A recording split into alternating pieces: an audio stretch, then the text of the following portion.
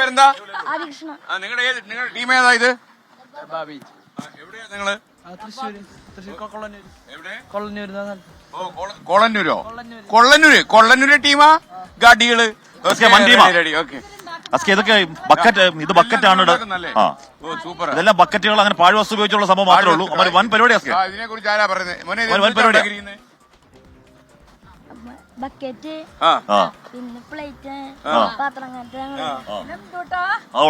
കോലൊക്കെ. നീ ഏത് സ്കൂളാ പഠിക്കണേ? തയ്യൂര്. ഓക്കെ, പക്ക തൃശ്ശൂരാ. 14 പേര്. അടിപൊളി കേട്ടോ. വലിയ ബാൻഡ്, അടിപൊളി.